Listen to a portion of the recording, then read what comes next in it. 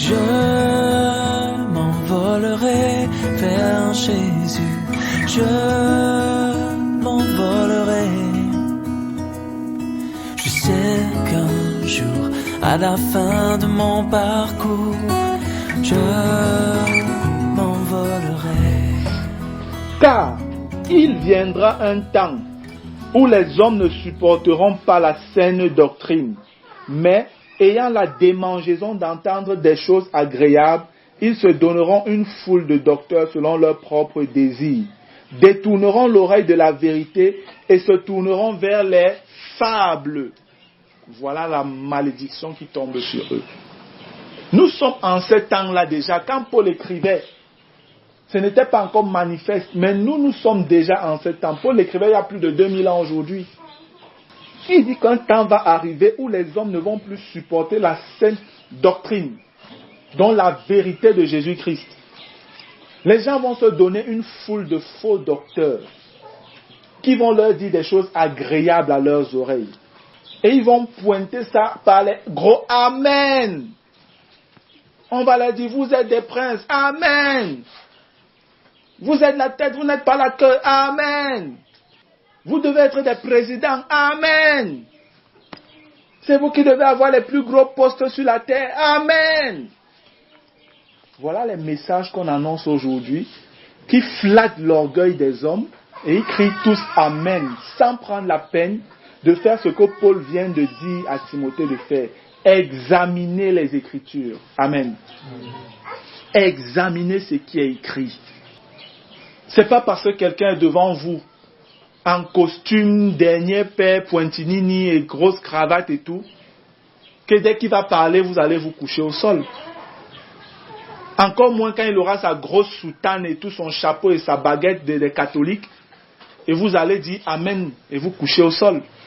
Non. Si Dieu vous a permis de lire, de connaître lire, vous êtes responsable. Si vous êtes séduit, vous êtes responsable. Parce que la Bible est à la portée de tout le monde.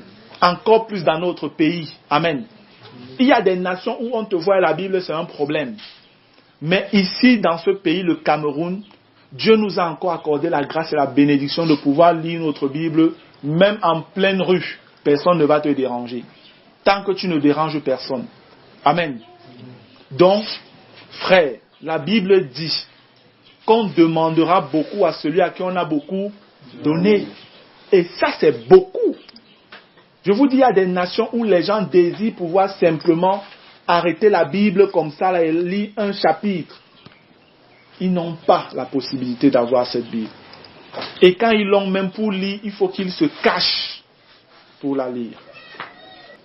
Mais on nous dit, un temps arrive. Et je vous dis, ce temps est déjà arrivé. Combien de personnes sont parfois venues au milieu de nous? Parce qu'on annonce la vérité par la grâce de Dieu selon ce qui est écrit. Ces gens partent. Commencent à dire qu'on est trop dur. On est trop dur. Alors qu'on ne fait que dire ce qui est écrit. Prenez la Bible et regardez si c'est vrai ou faux. Je dis parfois on n'a même pas besoin d'interprétation. Parfois on n'a pas besoin d'interprétation. C'est écrit simplement. Tu lis, tu comprends. Combien de personnes? Non, dès qu'il quitte, vous allez entendre après qu'il allait dans tel autre groupe. Et là-bas, il est tranquille, il est content. Parce que là-bas, on va le laisser faire ce qu'il veut. Ou on va la laisser faire ce qu'elle veut. On va lui permettre de s'habiller comme elle veut. Personne ne va regarder. On va dire, non, tu es une princesse, tu dois être belle, il faut mettre tes bijoux, il faut être sexy. Pour si tu n'es pas habillé comme ça, qui va te regarder et tout. Ça, c'est ce qu'une sœur me disait qu'on leur apprenait dans leurs écoles bibliques. On leur disait comment, non, vous devez vous habiller sexy et tout. Jusqu'à ce que pendant un cours, on prend une soi-disant sœur qui est habillée en collant, moulant tout son corps et on la présente comme modèle.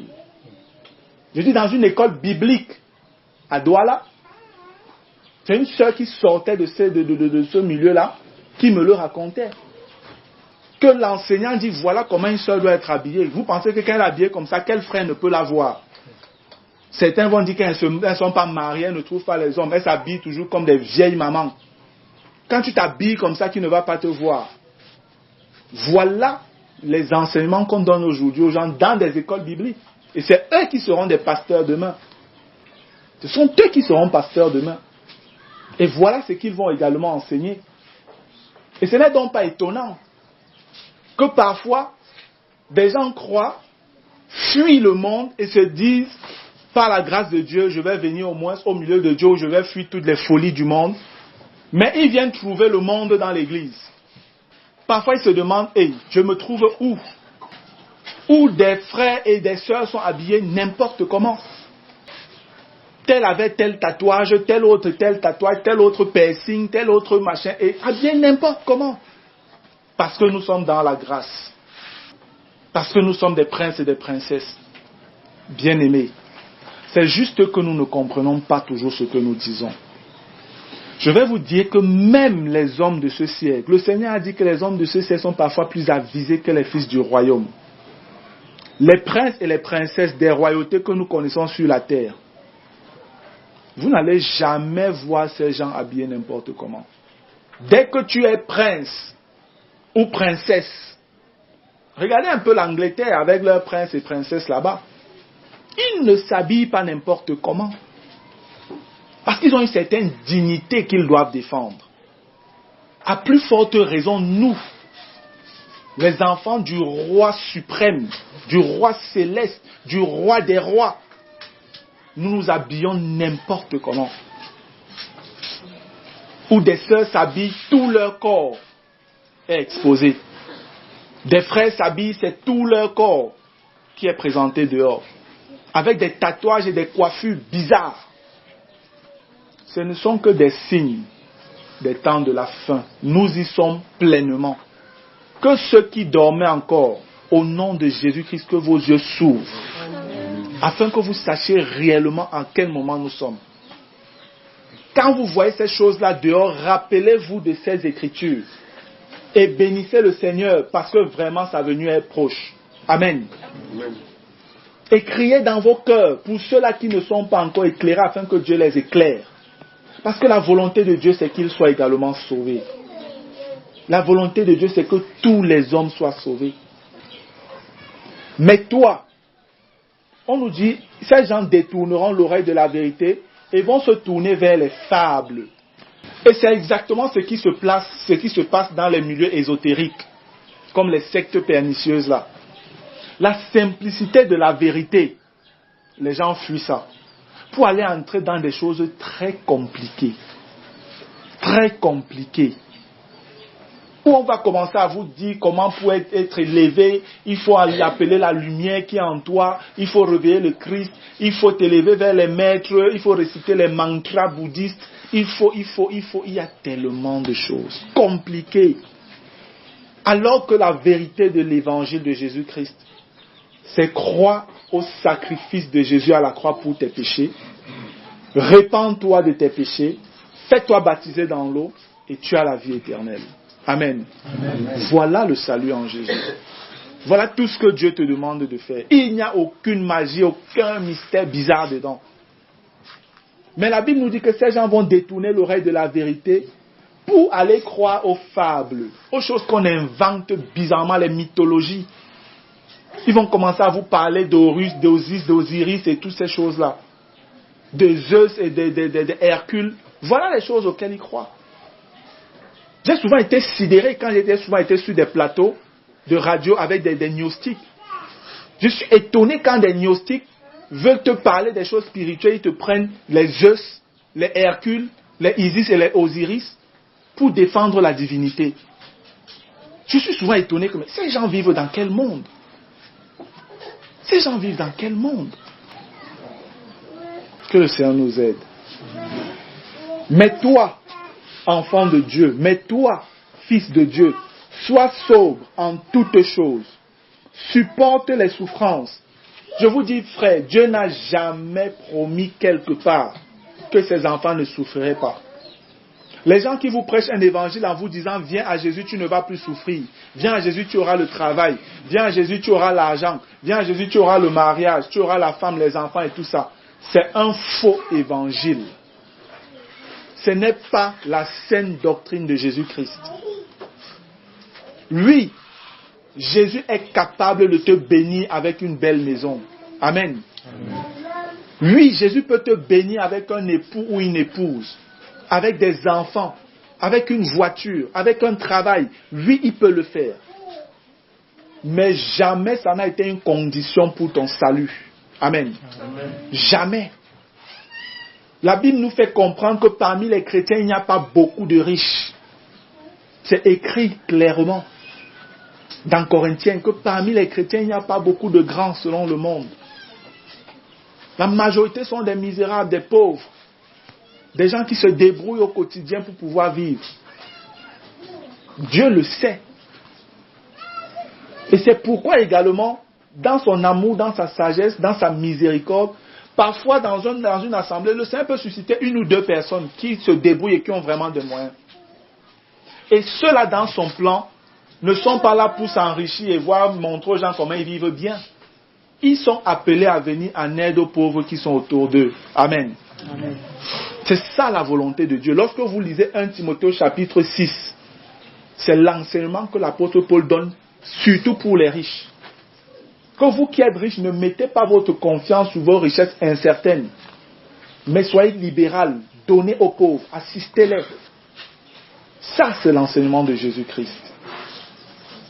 Mais toi, sois sobre en toutes choses, supporte les souffrances, fais l'œuvre d'un évangéliste, remplis bien ton ministère.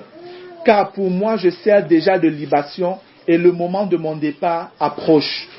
J'ai combattu le bon combat, j'ai achevé la course, j'ai gardé la foi. Désormais, la couronne de justice m'est réservée. Le Seigneur, le juste juge, me la donnera dans ce jour-là. Et non seulement à moi, mais encore à tous ceux qui auront aimé son avènement. Il y a une couronne de justice qui est réservée pour tous ceux qui attendent réellement Jésus-Christ. Amen. Et je vous dis, attendre Jésus, ce n'est pas s'asseoir et dire que Jésus vient. Attendre Jésus, c'est vivre sa parole au quotidien. Amen. Dans ses souffrances, demeurer fidèle. Annoncer Jésus. Vous sacrifier pour lui. Mais ne pas aller faire des sacrifices auprès des hommes. Mais vous sacrifier pour lui. Amen. Selon que lui-même le demandera. Et vous devez savoir, lorsque je lis ce passage, il y a un élément qui me vient à l'esprit.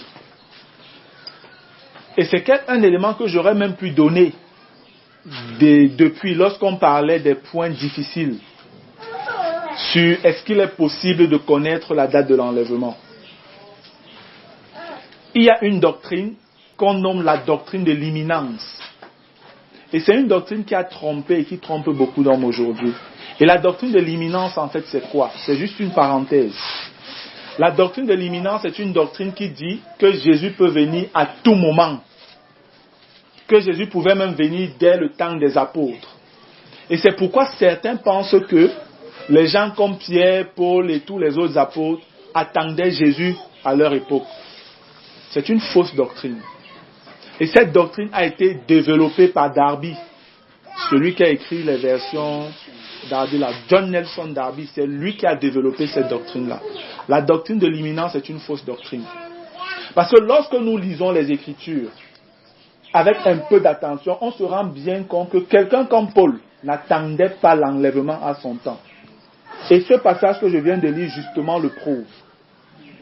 Quand Paul dit au verset 6, « Car pour moi je sers déjà de libation et le moment de mon départ approche », il est en train de parler de sa mort. Paul savait qu'il allait mourir. Paul n'attendait pas l'enlèvement. Paul n'attendait pas l'enlèvement à son temps. C'est pourquoi il peut tout ce qu'il dit du verset 6 au verset 8 témoigne du fait qu'il savait qu'il allait mourir avant que Jésus ne vienne. C'est la même chose concernant Pierre. Quand vous regardez Jésus dans Jean, je pense Jean 20 ou Jean 21, fait savoir à Pierre comment Pierre allait mourir. Et Pierre ne pouvait donc pas attendre Jésus de son vivant alors que Jésus lui avait dit « Tu vas mourir ». Et Pierre lui-même le reprend dans ses épîtres, disant qu'il sait qu'il va quitter brutalement cette tente où il habite. Donc ces personnes n'attendaient pas le Seigneur pendant leur vivant. Je vous ai dit, La Bible a été écrite de telle manière que ce livre soit toujours actuel. Amen. Et c'est pourquoi ils utilisaient ce langage qui semblait laisser croire qu'ils attendaient Jésus de leur vivant. Non, c'était pour que la Bible demeure actuelle avec le grec. Il y a des temps en grec qu'on ne trouve pas en français. Et l'un de ces temps est l'aoriste, le temps aoriste. C'est un temps qui parle du futur comme du passé, comme dans le présent. C'est un temps vraiment bizarre pour le français. Le français même n'arrive pas à traduire réellement ce temps. Pour se rapprocher de l'aoriste grec, on traduit les phrases qui sont en aoriste dans le passé simple en français. Mais même jusque-là, ces théologiens et ces chercheurs disent que ce n'est jamais exactement ça. C'est un temps vraiment particulier. Et c'est un temps que sur le plan prophétique, les serviteurs du Seigneur, tous ces hommes ont souvent utilisé. Amen. Donc la doctrine de l'imminence est une fausse doctrine. Les apôtres, les gens de l'époque où ces choses étaient rédigées, n'attendaient pas Jésus de leur vivant. Parce qu'ils savaient eux-mêmes qu'il y avait un certain nombre d'éléments qui devaient d'abord s'accomplir avant que l'enlèvement puisse avoir lieu, avant que Jésus revienne chercher son Église. Amen.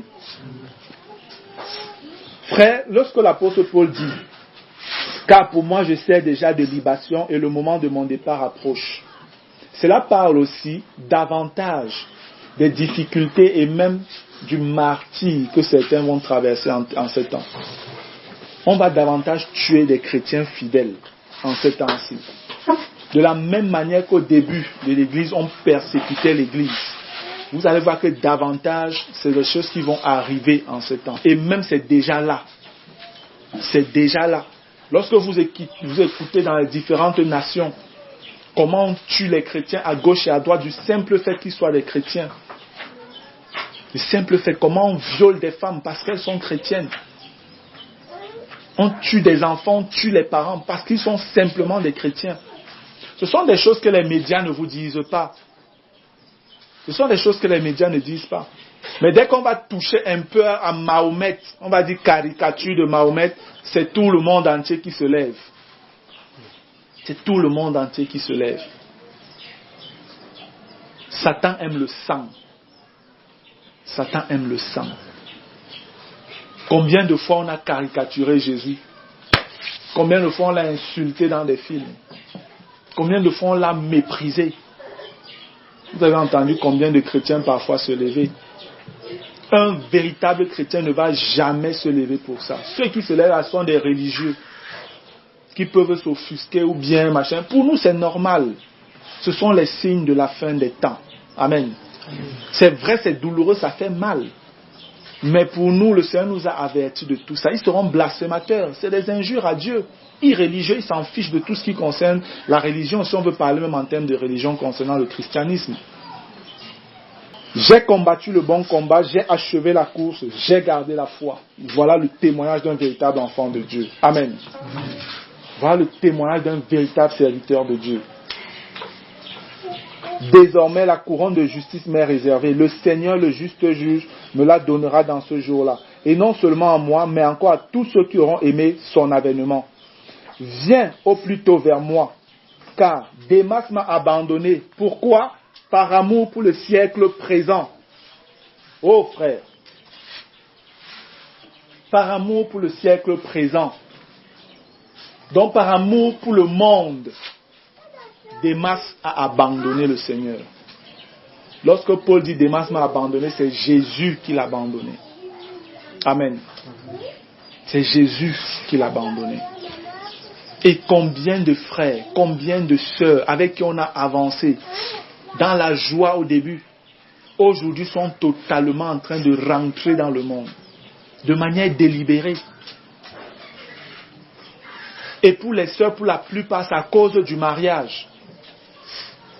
Parce qu'elles veulent se marier. Elles disent que l'âge est en train de passer. Ne comprenez-vous pas que le mariage est une chose de la terre? Dans l'éternité, il n'y aura pas de mariage. Et vous allez perdre votre éternité avec Dieu à cause d'une chose éphémère. Mais que votre saine intelligence soit éveillée et bien-aimée. Est-ce que vous allez perdre l'éternité avec Dieu à cause du travail? Vous allez perdre l'éternité avec Dieu à cause des enfants? À cause du mariage? À cause d'un homme, à cause d'une femme? Tu perds toute l'éternité? Mais c'est que tu n'as jamais compris en qui tu avais cru. C'est que tu n'as jamais su quelle était l'espérance qui était attachée à la vocation de Dieu pour toi. Mais quand tu l'as compris, frère, les choses sont merveilleuses et glorieuses. Amen. Tu connais véritablement où est ton espérance, et une espérance vivante. Je vous dis combien de sœurs ont abandonné la foi parce qu'elles ont dit non, même si c'est un païen, je me marie, moi je veux des enfants. Combien de frères se sont compromis en trompant que non, voilà, c'est une sœur, juste parce qu'ils veulent se marier. Et après, on découvre que ce n'est jamais une sœur. Même jusque-là, ils n'abandonnent pas. La Bible dit qu'on ne se moque pas de Dieu dans le livre de Galates. Amen. Ce qu'un homme sème, il le moissonnera aussi. Amen. Ne pensez pas que vous pouvez jouer avec Dieu. Dieu n'est pas votre jouet, votre serviteur ou votre ami du quartier. Dieu est Dieu. Amen. Il est souverain, il est le maître, il est le créateur, il est le tout-puissant. Et nous, hommes, frères, nos cœurs doivent trembler devant cet être suprême. En posant des actes, on doit trembler, on doit le craindre. Ne prenez jamais Dieu comme votre copain avec qui vous pouvez vous amuser un instant et puis ça passe. Non. La crainte de Dieu est le commencement de la sagesse. C'est ce que la Bible dit. Amen. C'est quand tu crains Dieu que tu commences à comprendre les choses. Mais si tu penses que tu peux jouer au petit malin avec Dieu, sache que tu vas demeurer aveugle et dans la folie. Et tu finiras dans le lieu de ces personnes-là, dans le trou. Le Dieu que nous servons ne joue pas. Viens au plus tôt vers moi, car Démas m'a abandonné par amour pour le siècle présent. Donc ne soyez pas étonnés. Davantage en cette fin des temps, vous allez voir des frères et des sœurs avec qui vous avez marché dans la joie du Seigneur, dans la joie du Saint-Esprit, abandonner le Seigneur pour des raisons bizarres. Pour des raisons bizarres. Seulement pour la satisfaction de la chair. Vous êtes avertis. Veillez d'abord sur vous-même. Ne vous laissez pas séduire par une seule chose. Le Saint-Esprit ne peut pas manquer à son devoir dans votre vie. Amen. Le Saint-Esprit est là pour vous avertir quand vous êtes déjà en train de vous refroidir. Quand vous êtes déjà en train de sortir des voies du Seigneur. Le Saint-Esprit est là pour vous dire attention, danger. C'est la sonnette d'alarme en vous. Donc personne ne peut dire qu'il s'est perdu comme ça, sans comprendre. Personne. J'aimerais juste attirer davantage notre attention. Nous sommes réellement dans ces temps-là, frère. Il y a des gens qui ont traversé des siècles et qui n'ont pas pu voir s'accomplir ces choses que nous voyons aujourd'hui.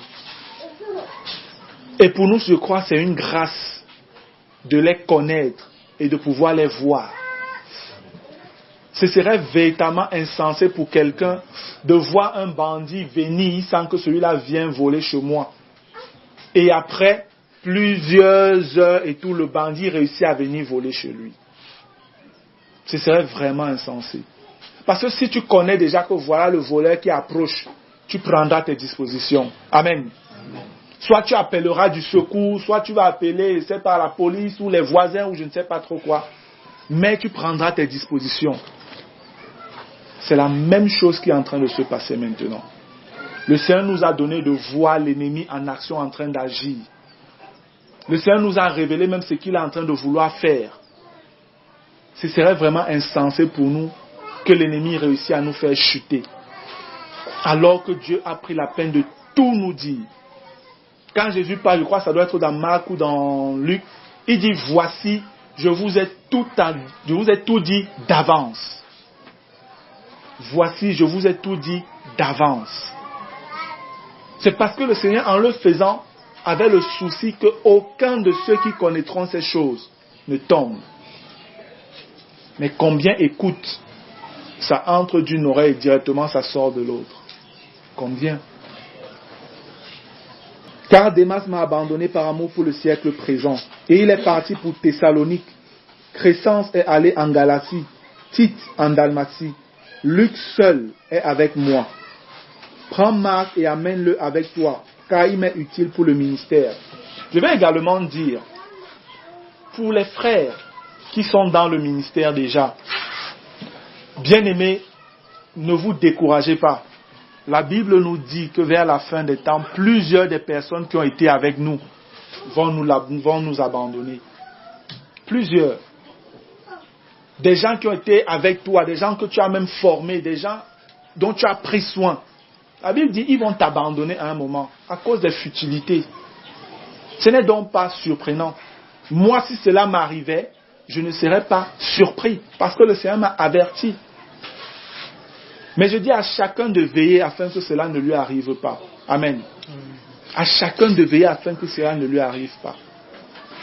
J'écoutais un serviteur de Dieu qui disait comment plusieurs des personnes qu'il a amenées au Seigneur, dont il s'est occupé, qu'il a formées, comme des pasteurs, des serviteurs de Dieu, ils ont fini par l'abandonner et aller commencer à mal parler de lui un peu partout. C'est écrit, c'est normal. En fait, c'est pas surprenant. C'est pas que c'est normal, c'est pas que c'est bien, mais ça ne devrait pas étonner. Parce que le Seigneur avait averti. Vous allez voir dans certains épîtres où Paul parle de Démas, mais quand il parle de Démas, c'est quelqu'un qui travaillait avec lui. Quand vous voyez dans Colossiens ou dans Philémon, il parle de Démas comme quelqu'un qui travaillait avec lui. Mais vers la fin de sa vie, ou encore de son ministère, voilà Paul qui est en train de dire, Démas m'a abandonné. Pourquoi? Par amour pour le siècle présent. Quelques personnes seulement sont restées avec lui. Et je vous dis, tel c'est pour les serviteurs, tel ce sera même entre vous, frères et sœurs. Où tu es en bonne communion avec un frère, avec une sœur, mais à un moment, la chose se casse, tu ne sais pas ce qui se passe, le frère ou la sœur, allez, parti. Pas pour une autre assemblée ou persévérer avec Dieu, non, parti pour le monde, pour des choses futiles. C'est pourquoi vous, qui avez une amitié avec un frère, priez beaucoup les uns pour les autres. Amen. Afin que vous ne vous relâchiez point, afin de ne pas vous perdre. Priez pour vous, priez les uns pour les autres, réellement comme le Seigneur le demande. Et c'est seulement comme ça que vous pouvez avoir l'assurance que vous allez tenir. Amen. 12. J'ai envoyé Tychik à Éphèse. Quand tu viendras, apporte le manteau que j'ai laissé à Troas, chez Carpus, et les livres, surtout les parchemins.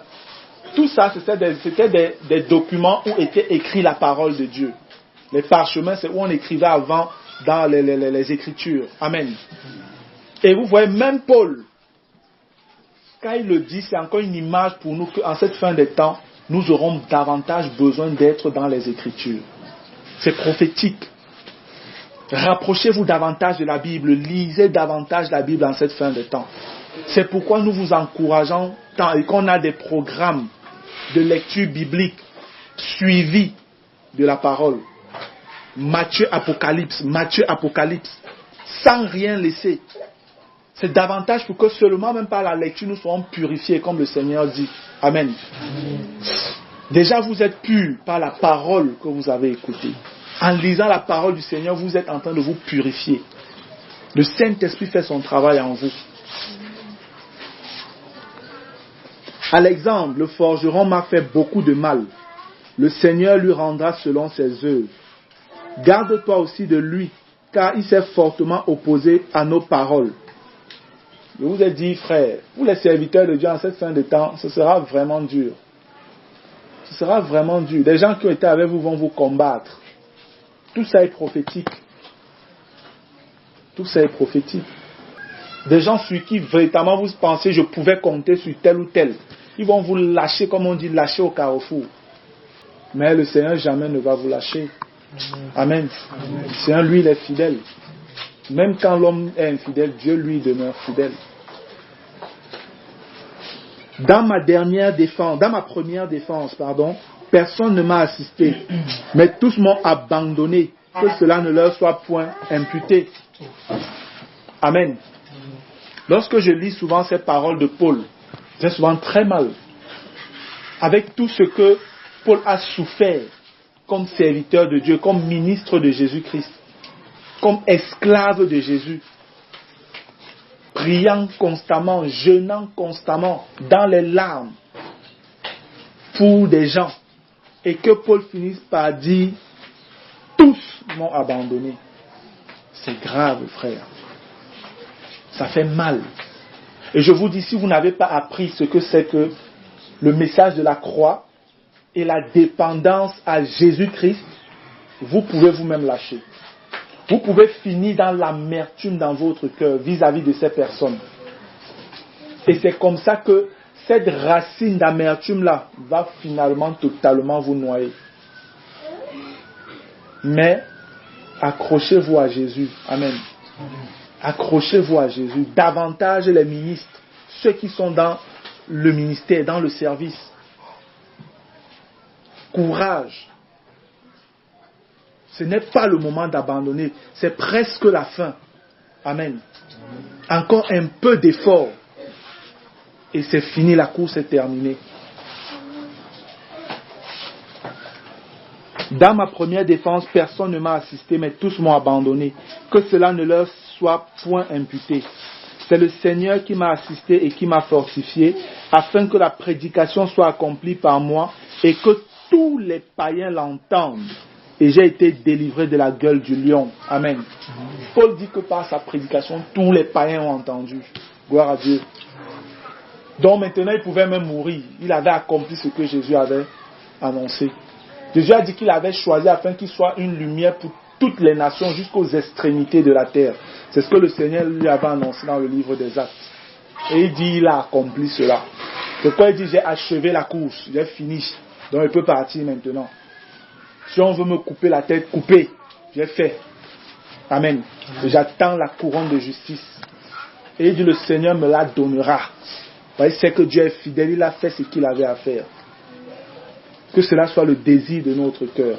Amen. Et j'ai été délivré de la gueule du lion. Et nous savons que celui qui est aussi présenté comme lion, parfois rugissant, c'est Satan. Quand il le dit, c'est qu'il a été délivré des pièges de Satan, qui voulait le tuer peut-être avant le temps. Le Seigneur l'a préservé de cela. Le Seigneur me délivrera de toute œuvre mauvaise et il me sauvera pour me faire entrer dans son royaume céleste. À lui soit la gloire au siècle des siècles. Amen. Salut Prisca et Aquilas et la famille d'Onésiphore. Eraste est resté à Corinthe et j'ai laissé Trophime malade à Milet. Tâche de venir avant l'hiver. Eubulus, Pudens, Linus, Claudias et tous les frères te saluent. Ça montre que malgré tout, il y aura quand même un petit reste qui te seront fidèles. Amen. Il y aura toujours une petite portion là, qui vont toujours être à tes côtés, toujours là pour t'encourager. Amen. Toujours là pour t'encourager. Frère, on a besoin d'encouragement. Amen. Les frères ont besoin d'encouragement. Les brebis comme les dirigeants ont besoin d'encouragement. Je bénis le Seigneur parce qu'il y a plusieurs frères et sœurs de cette assemblée qui m'envoient constamment des SMS pour m'encourager. Et je vous dis, frère, véritablement pour moi c'est un rafraîchissement. Amen. Je prends souvent la peine de le lire même à mon épouse. Et c'est un encouragement pour nous. Parce que ce n'est pas facile. Ce n'est pas facile de demeurer fidèle, d'avancer avec le Seigneur, malgré les épreuves, les souffrances, les manquements. Ce n'est pas facile. Et il faut gérer non seulement ces problèmes, mais les problèmes de tous les autres frères et sœurs. C'est véritablement une œuvre accomplie par le miracle de Dieu. Amen. C'est vraiment le miracle de Dieu. Et je dis, chaque parole d'encouragement est un baume dans mon cœur. Amen. Tâche de venir avant l'hiver. Eubulus, Pudens, Linus, Claudia et tous les frères te saluent. Que le Seigneur soit avec ton esprit. Que la grâce soit avec vous. Amen. Donc, bien-aimés, voilà la première partie comme ça que nous avons lue qui parle davantage des signes qui sont en train de piluler, donc de remplir là dans le monde, témoignant que nous sommes vraiment arrivés au temps où Jésus-Christ va venir enlever son Église. Le Seigneur nous avait déjà averti, nous avait annoncé tout cela. Et vous avez vu que c'est réellement des signes qu'on voit et dans le monde et même dans l'Église. Ces choses-là sont visibles aujourd'hui. Ces choses-là sont visibles. Je vous dis, c'est le temps où tu marches à l'extérieur. Chaque fois que je suis à l'extérieur, je ne sais pas comment je peux le décrire. Je suis mal par la manière dont tu vois surtout les femmes s'habiller. Je vous dis, toutes les femmes aujourd'hui s'habillent serrées, totalement nues. C'est grave. C'est terrible. Et c'est chose normale. Et je vous dis, ce sont des gens de tous les âges. Ce n'est pas simplement des jeunes filles. Vous allez voir des mamans habillées en collant, en les petits shorts et toutes ces choses qu'on appelle matelot et consorts. On se demande où elles vont. Tu vois une maman, la manière dont elle s'habille, tu te demandes, mon Dieu, comment ses enfants s'habilleraient. Si elle s'habille comme ça, ses enfants vont s'habiller comment? Parce qu'elle ne pourra pas dire à ses enfants, non, on ne s'habille pas comme ça. Tu es choqué. Mais c'est normal pour le monde. Je vous dis, l'église de Jésus est encore dans le monde, mais ne fait pas partie du monde. Amen. C'est pourquoi on parle d'ecclésia. Mis hors, c'est ça le sens même de l'église. Les gens mis hors, réservés pour Dieu dans sa sainteté. Ce n'est donc pas normal qu'on puisse voir dans l'église des gens habillés n'importe comment. Non, ce n'est pas normal. Ce sont des signes de la fin des temps. L'assemblée de Jésus doit demeurer pure et sainte. Amen. Irrépréhensible. Et chacun doit veiller à cela, d'abord dans sa vie et dans la vie de ses frères et sœurs. Nous sommes un corps. Si une personne est défaillante, je vous dis, c'est tout le corps qui peut être défaillant. C'est tout le corps qui peut être défaillant. Dimanche, j'ai demandé à une sœur qui est arrivée ici de ne plus mettre ses pieds ici. Tout le mois de mai, j'ai dit que je ne voudrais plus la voir. Et je lui ai donné tout ce temps pour qu'elle aille chez elle réfléchir. Si elle veut réellement marcher avec Jésus ou si elle veut continuer dans sa vie de péché. Parce qu'à plusieurs reprises, je l'ai averti. Cette fois-ci, je ne lui ai pas demandé de partir pour toujours, mais je lui ai dit, je te laisse tout le mois de mai. Va et je ne veux plus te voir. Va réfléchir. Si réellement tu veux marcher avec Jésus, alors à partir du mois de juin, tu viendras me voir et tu me diras ce que tu as décidé. Et tu es libre. Si tu veux, tu pars pour toujours. Mais toi, la vie que tu mènes, tu es une pierre d'achoppement pour cette assemblée et je ne peux pas le permettre en tant que berger. Ma responsabilité, c'est de veiller sur le troupeau de Dieu. Et si à travers toi, l'ennemi peut troubler ses frères et ses sœurs, c'est que moi, je n'ai pas fait le travail pour lequel Dieu m'a appelé. Donc, frères, nous ne sommes pas là pour jouer. Nous sommes là pour attendre le Maître, 3 fois saint. Amen. Amen. Que chacun fasse attention. On aidera ceux qui voudront qu'on les aide. Mais ceux qui estiment qu'ils peuvent vivre comme ils veulent, ils pourront aller vivre comme ça hors de l'assemblée. Parce que dans l'église de Jésus-Christ, c'est la loi de Christ qui règne. Amen. Ce n'est pas du désordre. La Bible nous dit que notre Dieu est un Dieu de paix. C'est un Dieu d'ordre. Amen. Jésus est appelé le prince de paix. Faisons attention. Nous allons terminer cette première partie avec 2 Thessaloniciens. Je vous ai dit, on va être un peu long, soyez juste patient. 2 Thessaloniciens, chapitre 2. Cette partie davantage présentera toujours les éléments de la fin des temps, mais un peu plus accentuée sur l'avant même et l'après-enlèvement. Amen. Amen. Pour ce qui concerne l'avènement de notre Seigneur Jésus-Christ et notre réunion avec lui, nous vous prions, frères. Ce premier verset parle de l'enlèvement. Ce premier verset parle de l'enlèvement.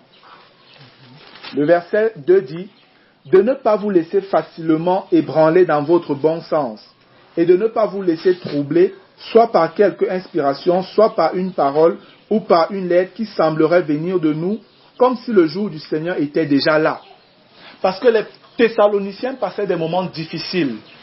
Et certaines personnes sont venues comme au nom de Paul, ou encore ont envoyé des lettres comme au nom de Paul, pour leur faire savoir qu'ils étaient déjà dans la période de tribulation.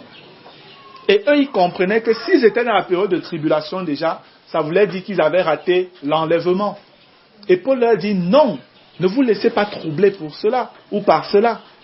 Nous n'avons jamais envoyé ces personnes, nous n'avons jamais envoyé de lettres de la sorte. Jamais. Et après, il leur dit que personne ne vous séduise d'aucune manière, car il faut que l'apostasie soit arrivée auparavant et qu'on ait vu paraître l'homme impie, le fils de la perdition. Donc il leur donne encore 2 éléments. Il dit pour que la tribulation arrive, ou alors pour que l'enlèvement ait lieu, voici les 2 choses que vous devez d'abord observer. La première chose, c'est l'apostasie, et on en a déjà assez parlé, donc l'abandon volontaire, délibéré de la foi en Jésus-Christ. C'est ça l'apostasie. Et je vous ai dit, ce n'est pas en disant non à Jésus, mais c'est en disant non à la doctrine de Jésus-Christ dans la pratique. Amen. Ces gens vont toujours vous parler de Jésus, mais examinez est-ce que ce qu'ils disent est conforme aux Écritures, à ce qui est écrit dans la Bible. Voilà le premier signe que Paul donne aux chrétiens, pas seulement de Thessalonique, mais nous qui sommes arrivés en cette fin de temps. Amen. Et le deuxième signe qu'il donne, c'est qu'ils vont également voir paraître l'homme impie, le fils de la perdition. C'est pourquoi je disais que l'Église verra l'Antichrist. L'Église verra l'Antichrist. Parce que normalement, avant l'enlèvement, il y aura un trouble sur la terre. Il y aura déjà une déstabilisation, je pense pour ma part, sur le plan économique. Et c'est davantage ce qui est en train d'être manifesté. Là, je suivais encore, je crois, hier ou aujourd'hui, déjà il y a près de 7 banques qui ont fermé en Allemagne, en Angleterre, de manière surprenante. Et l'une des plus grosses banques d'Allemagne a fermé encore hier. Et on disait que l'argent qu'il fallait, c'était 475 milliards d'euros pour pouvoir relever ces banques-là. En ce temps, si vous pensez vraiment que c'est facile, c'est le début de cette déstabilisation économique qui a commencé. Et le monde va aller dans ce sens-là. Le monde va réellement aller dans ce sens. Et c'est quand ce trouble va avoir lieu que l'Antichrist va davantage se manifester comme pour venir donner des solutions à ces problèmes. Et c'est où l'Église sera enlevée. Et je vous ai dit, l'Antichrist se manifestera d'abord comme un séducteur. Il ne viendra pas comme méchant, comme quelqu'un qui va venir détruire. Non, il viendra comme quelqu'un qui vient apporter de la paix. Quelqu'un qui vient apporter des solutions aux problèmes des hommes. Quelqu'un qui va venir faire arrêter la pauvreté, les famines, les guerres. C'est ce qu'il va faire. Et c'est pourquoi la Bible nous dit dans 1 Thessaloniciens chapitre 5, lorsque les hommes diront paix et sûreté, alors une ruine soudaine les surprendra. Amen. Certaines versions disent lorsque les hommes diront paix et sécurité. Ce n'est pas bien traduit. Parce qu'il y a une différence entre la sécurité et la sûreté. La sécurité est liée aux éléments de la nature ou des choses accidentelles. Amen. Qu'on ne peut pas gérer. On peut parler de sécurité, par exemple, contre un tremblement de terre. C'est en fait ça, on peut parler de sécurité contre un éboulement de bâtiment. C'est tout ça, des choses accidentelles. Mais lorsqu'on parle de sûreté, c'est des choses préméditées. C'est essayer d'empêcher les choses qui sont préparées à l'avance. Comme par exemple les attaques des pirates en mer. Là, on parle de sûreté en mer.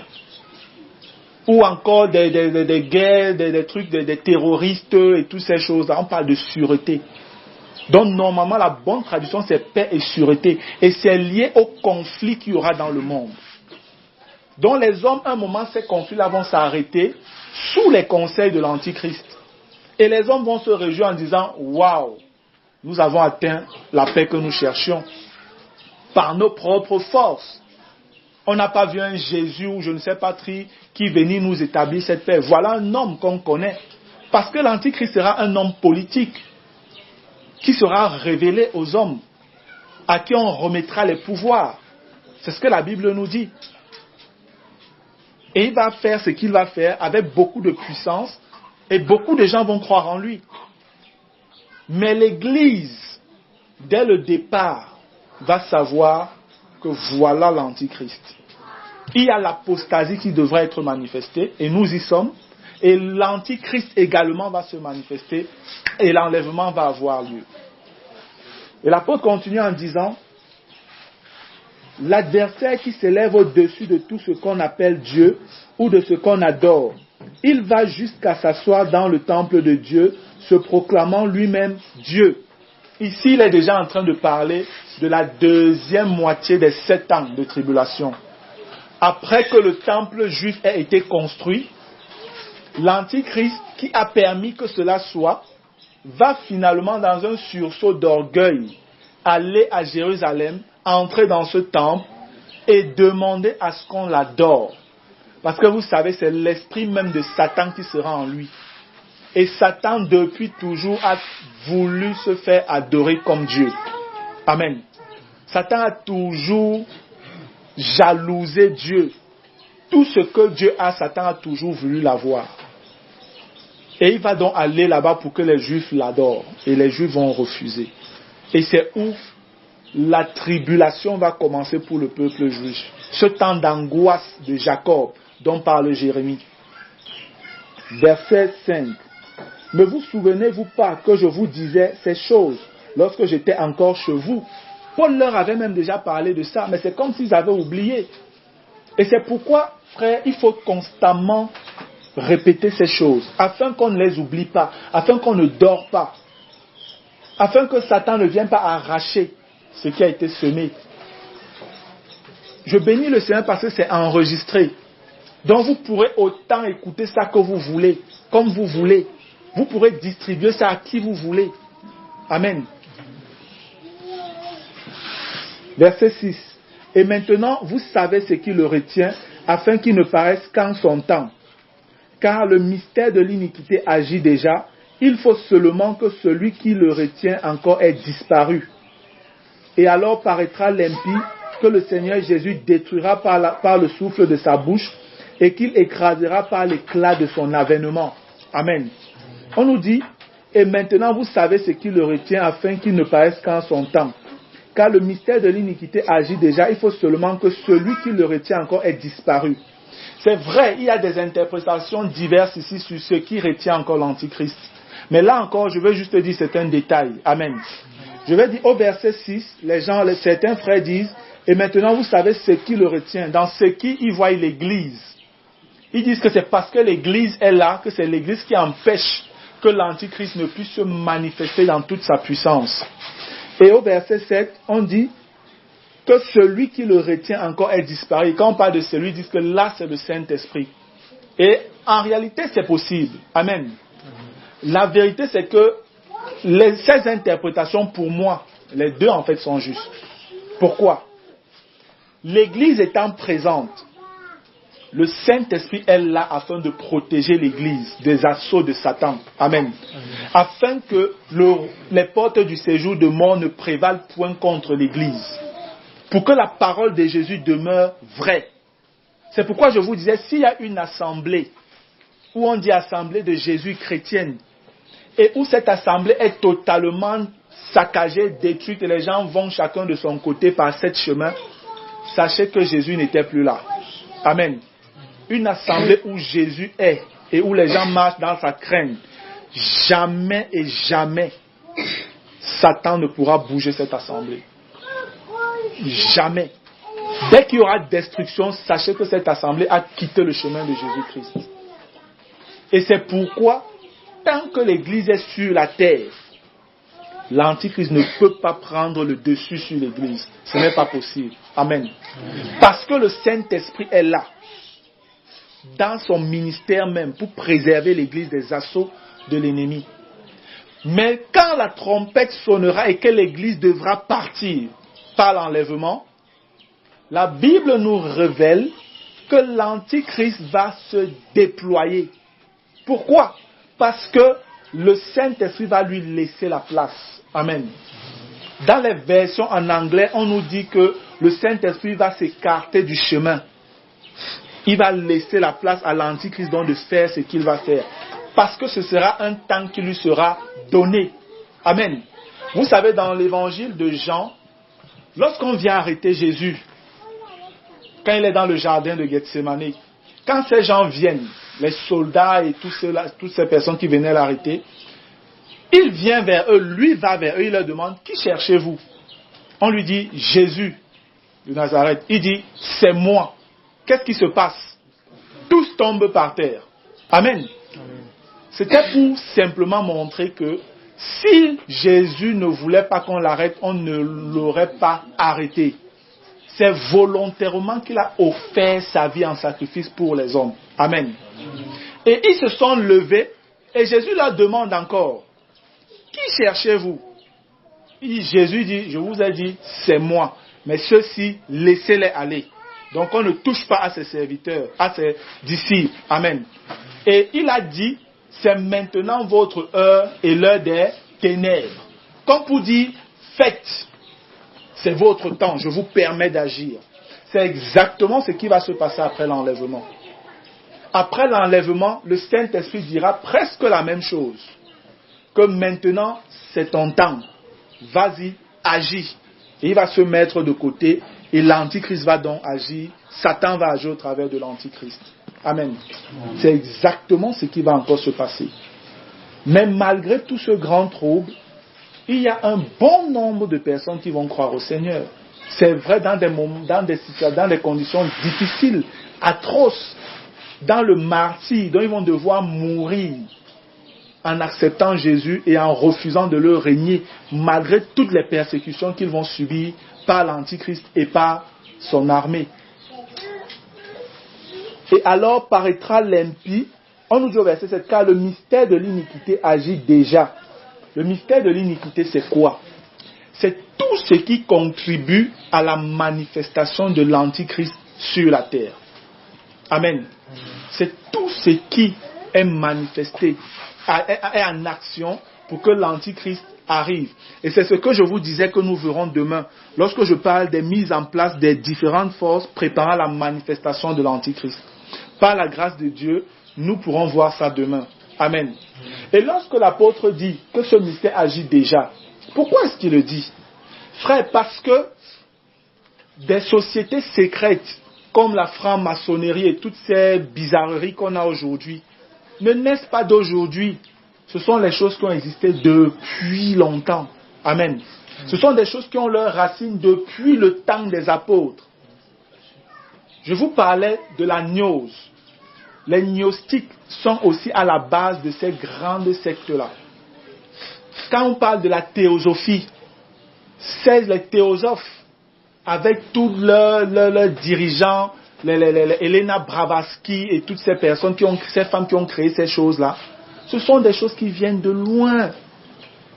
Et l'épître aux Colossiens est une épître qui est écrite spécialement pour ces sectes pernicieuses-là. Et c'est pourquoi l'apôtre pouvait dire que le mystère de l'iniquité agit déjà, même depuis son époque. Parce que spirituellement et de manière prophétique, il savait que ça allait perdurer jusque vers les temps de la fin. Et c'est pourquoi cela a évolué et que des personnes animées par les démons, comme les Darwin, sont venus avec des doctrines de l'évolution, disant que non, il n'y a pas eu de création, Dieu n'existe pas. Et ça a pris autant d'ampleur. On a commencé à enseigner ça dans des écoles. que l'homme descend du singe ou je ne sais pas quoi. Et c'est ça qu'on enseigne aujourd'hui dans les écoles. Parce que même le système éducatif est satanique. Peut-être vous ne le savez pas. Même le système éducatif est satanique. C'est pourquoi on peut vous parler des affaires comme les dinosaures. On vous dit les dinosaures ont existé il y a 15 milliards d'années ou il y a 15 millions d'années. C'est n'importe quoi. Lorsque vous regardez la Bible, vous comprenez que le monde n'a pas plus de 6000 ans. Mais on vous fait comprendre que les dinosaures ont existé des millions d'années avant la création de l'homme. Entre l'homme et Dieu qui dit la vérité. La Bible nous dit que Dieu a créé toutes choses en 6 jours et s'est reposé le 7e. Et c'était vraiment des jours de 24 heures. Et la preuve, c'est que clairement, quand vous regardez dans Exode et quand vous parlez des 10 commandements, on vous dit clairement que Dieu a créé toutes choses en 6 jours. Le 7e jour, il s'est reposé et il demande aux Juifs de se reposer le 7e jour. C'est le témoignage que c'était des jours de 24 heures. Mais les gens vont vous dire que non, c'était des jours qui pouvaient être des millions d'années. Ça n'a jamais été ça. Il y a eu un soir, il y a eu un matin, ce fut le premier jour. C'est ce que la parole de Dieu dit. Amen. Amen. Et c'est pourquoi personnellement, je crois que les dinosaures n'ont jamais existé. Ça peut choquer les gens que je dise ça. Les gens vont se dire, waouh, mais attends, on a vu les os, on nous a montré, on a regardé. Mais oui, on vous a montré à la télé, on vous a montré dans des documentaires. Vous pensez que quels sont ceux qui dirigent toutes les chaînes de télévision là? Ce sont des chrétiens? Ce sont des gens qui défendent la vérité de Jésus-Christ? Ce sont des agents de Satan qui utilisent tous ces instruments-là pour davantage corrompre le monde, tromper les hommes. Pour que vous arriviez à croire que le monde a des millions d'années et que ne vous inquiétez pas, la terre ne va jamais finir. Depuis longtemps, c'est toujours là. Depuis des millions d'années, et la terre a encore des millions d'années à faire. C'est un mensonge. C'est un mensonge. Je vous dis, j'ai des documents où des scientifiques ont prouvé que les dinosaures, c'est de la supercherie. Où des gens vont enterrer des os de porc. Ils laissent ça dans un coin. Après, un scientifique l'a fait pour éprouver ses amis. Il enterre l'os d'un porc qu'il a brûlé, calciné, dans une brousse, il met dans le sol. Après quelques mois, il dit, allons faire des recherches dans cette zone. Il part là-bas et après, il déterre ça, il dit, j'ai trouvé un os de dinosaure. Voilà un os ancien. Quand ils vont dans leur laboratoire, ils utilisent le carbone 14. Et le carbone 14 leur dit que cet os est là depuis des millions d'années. Alors que le monsieur avait mis ça simplement il y avait quelques mois. Et c'est pourquoi la Bible peut nous dire que les hommes ont fini par adorer la créature au lieu du créateur. Les hommes font plus confiance aux choses créées. Le carbone 14 est une matière créée par Dieu. Le carbone 14 leur dit ça fait des millions d'années. Et Dieu vous dit non, ça n'a pas plus de 6000 ans. Ils croient au carbone 14. Ce n'est pas quand Dieu dit ils ont fini par croire à la créature, ce n'est pas simplement les divinités. Non, c'est même ces matériaux que nous utilisons. Chaque fois qu'on vous parle des dinosaures, vous allez toujours voir juste des reconstitutions. Toujours des reconstitutions. On va vous montrer parfois des empreintes, des millions d'années.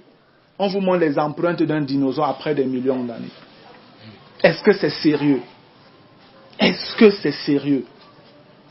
Mais que l'homme un instant souffre, c'est pourquoi la Bible dit qu'il y a un voile devant les yeux des hommes. Et c'est le prince de ce monde qui a mis ce voile, afin qu'il ne voit pas briller la gloire de l'évangile de Jésus-Christ.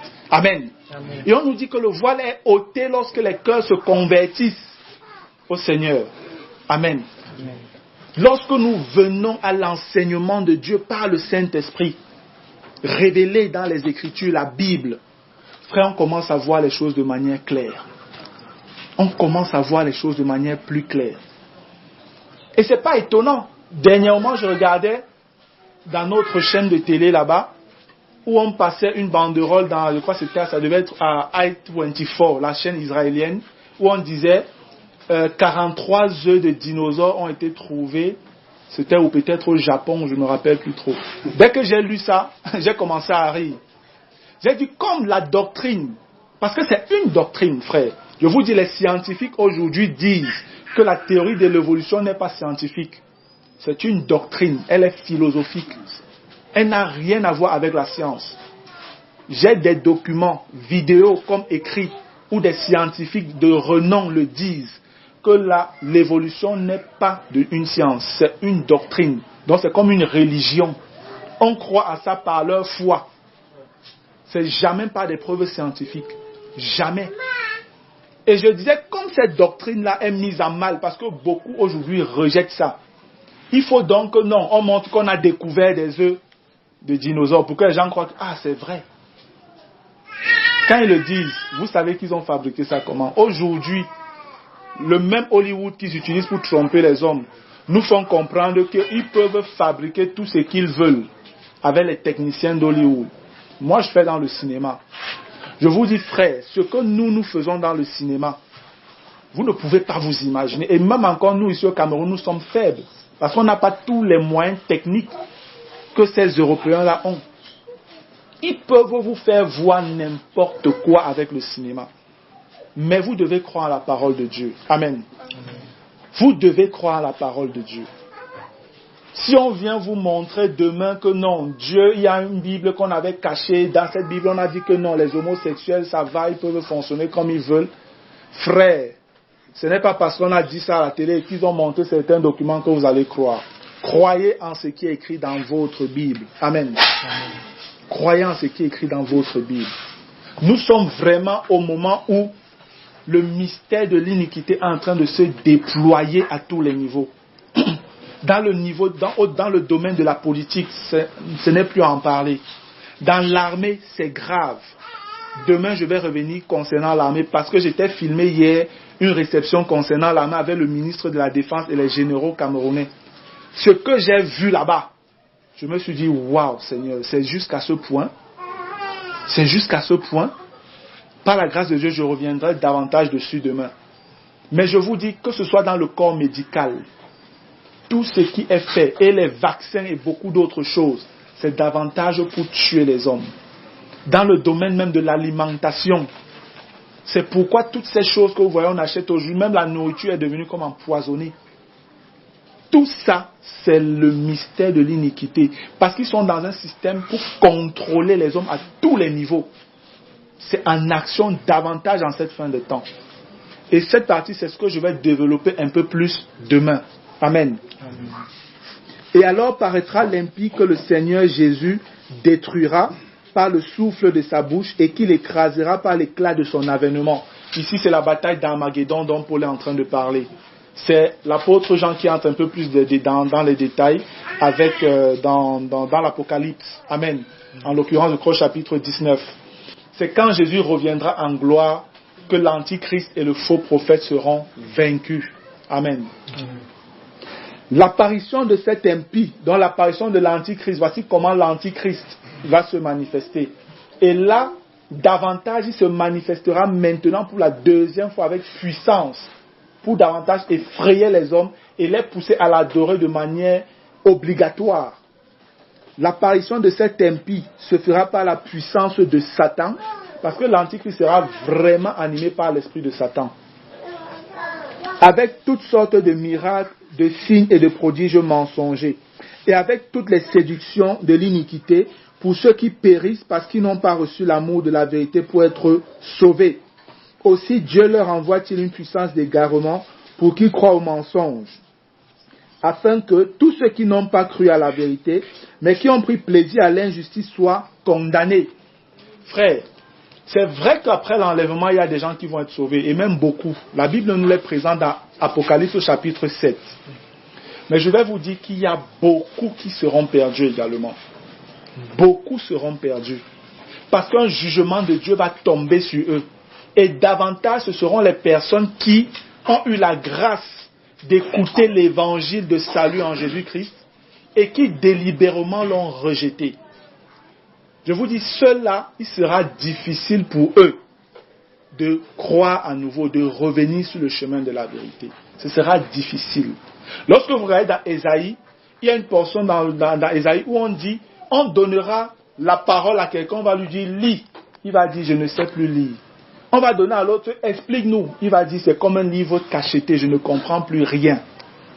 Et c'est pourquoi, je crois que c'est dans le livre d'Osée ou d'Amos, on nous fait comprendre que la parole de l'Éternel va devenir rare. Les gens vont commencer à désirer écouter la vérité qu'ils rejetaient avant. Ils ne vont plus trouver la vérité. C'est plutôt le mensonge qui sera davantage ventilé. Parce qu'après l'enlèvement, l'Antichrist va donner de croire que non, ces gens, c'est lui qui les a enlevés pour les élever, pour les donner d'être plus spirituels avant qu'ils reviennent. Et on dit que Dieu va permettre que plusieurs croient en ce faux mensonge-là. Pour une condamnation, comme un jugement contre eux.